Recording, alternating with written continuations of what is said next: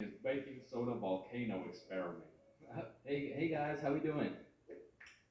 All right, so you see if I put a solid amount of baking soda in here and then a little bit of vinegar here, um, it's supposed to explode. Oh, Shit. fuck! Quickly, organize a single file line in alphabetical order. Hey, I'm first. No, you're not, bro. I'm first. Your last name is literally Johnson. I have two last names. Listen, bro, I'm not saying we shouldn't have school drills and all, but what I am saying is the school drills we do have are straight bullshit. Like, if there was a fire in my class, I'm jumping straight out the window, the fuck? There is no way you'll catch me waiting for Alexander and Arnold to debate who's first in line while I'm out here getting sauteed. And shit, fire drills aren't even close to being the worst of the drills, because we got lockdown drills. Now, I don't know who planned out these drills, but goddamn, these drills are ass. Now, if you never had lockdown drills, they're pretty much a foolproof plan set in place to completely counter anyone pulling up to school with a strap. You see, the plan is pretty simple. You lock the door, gather all the students into the corner of the class, and you turn the lights out. And the reason we turn the lights out is so we can politely tell the intruder that nobody's home. Now, if every classroom followed these steps perfectly, we might even be able to convince the dude that it's a pro D-Day or something. Now listen, I hate to be the bearer of bad news, I really do, but there's one minor flaw in this plan.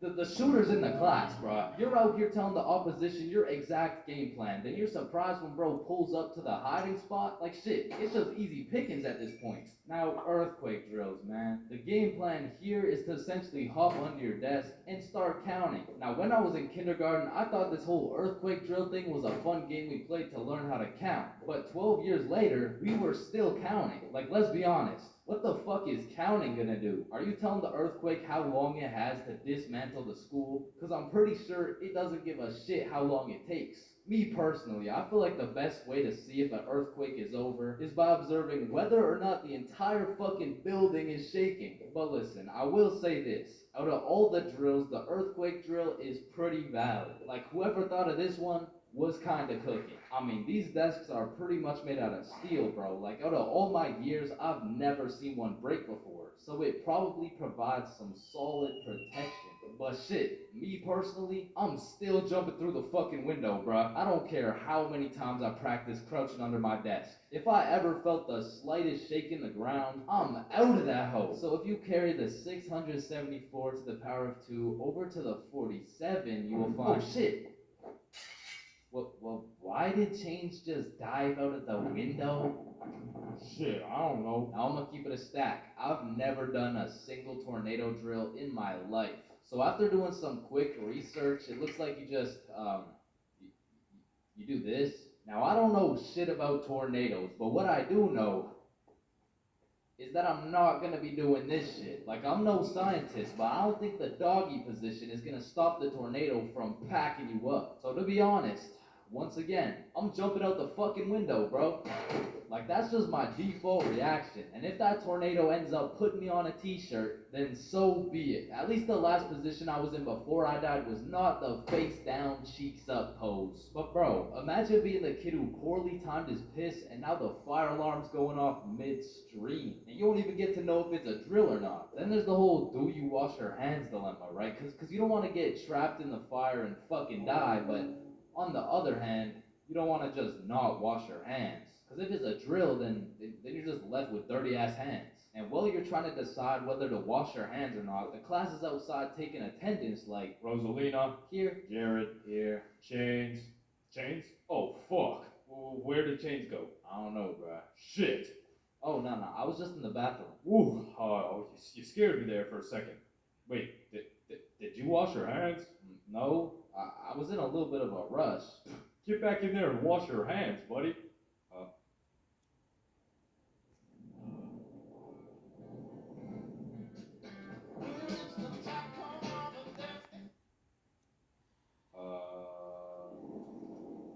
Now the thing about school drills is they happen pretty Fucking often. I ass. mean, every few weeks they throw in a fire drill here and a little earthquake drill there. So when the fire bell actually goes off, motherfuckers just assume it's a drill. They're out here horsing around, making jokes and shit, while the school is actually getting fucking cremated. But after almost all the drills are alphabetical, single file line goes out to the front of the school and on the field with every other class. And the amount of buffoonery that goes down on this field is insane, bro. I mean, everyone walks in with a single file line, but after 5 minutes, that shit looks like a Travis Scott concert, bro. Like, I remember one time my high school got a bomb threat called in, so every class assembled the good old alphabetical line, and we went out onto the field. And we were out there for a minute, bro. I remember looking around, and these motherfuckers were running the world's biggest game of duck, duck, goose. Like, there wasn't a whole ass bomb threat called into our school. That same day, one kid brought a football to the field, and all of a sudden, motherfuckers are running a pickup game where we're waiting to see if our school is gonna explode or not. And of course, the teachers tried to stop it, but these kids just used that as a diversion play and got another touchdown. Alright, so now that we thoroughly dissected each and every school drill, it's only fair we hit them with a tier list.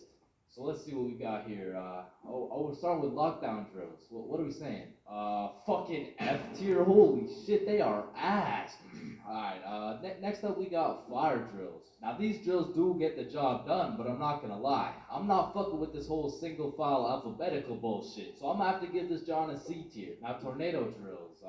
You gotta go in the doggy position. Bro, I got no choice but to give this a D tier. And last but not least, my personal favorite, earthquake drills. They're still kind of ass, B tier. And bro, I know some of y'all may be thinking, you can't just talk shit about the school drills and not present any better solution. Well, lucky for you, I have devised the best and only way to fully counter any natural or artificial disasters. It's simple. For a guy like me who's 7 feet, 325 pounds, 0.5% body fat, and a 7-foot wingspan, I just simply remove myself from the situation. However, I do understand that I am built different. So for your average Joe, I have devised another plan. It's also simple. The moment some shit goes down, everyone runs at full speed out of the building. And of course, some would argue that not everyone is going to be able to make it out of the building in time, and that some people are faster and stronger than others, and you know what that's called?